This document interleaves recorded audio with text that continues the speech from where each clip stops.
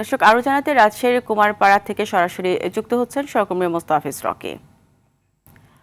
মোস্তাফিজ, রাজশাহীতে জ্বালানি তেলের জন্য লাইন কেমন দেখছেন এবং সরকারের বেঁধে দেয়া নিয়ম কি মানছেন কিনা সবাই জানাবেন।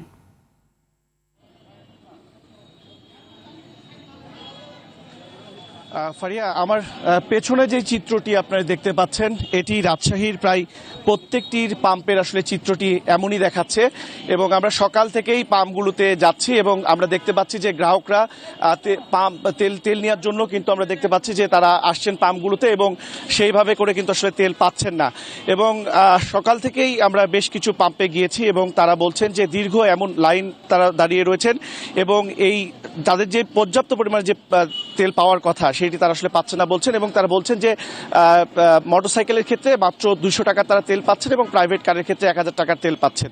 এছাড়াও প্রত্যেকটি জায়গাতে কিন্তু যারা বিশেষ করে গ্রাহক রয়েছেন তারা বলছেন যে মধ্যপ্রাচ্যের যে যুদ্ধ পরিস্থিতি সেটি এইখানে আসলে অনেকটাই প্রভাব পড়েছেন এবং অনেক পাম্পগুলিতে তারা যাচ্ছেন এবং সেই পাম্পগুলোতে গিয়েও তারা আসলে পর্যাপ্ত পরিমাণে তেল পাচ্ছেন না এবং পাম্প মালিকগুলো বলছেন যে তাদের পর্যাপ্ত পরিমাণে তেল রয়েছেন এবং সেই ক্ষেত্রে কিন্তু তেলগুলি আসলে যারা গ্রাহক রয়েছেন তাদেরকে সেইভাবে করে আসলে দেওয়া হচ্ছে।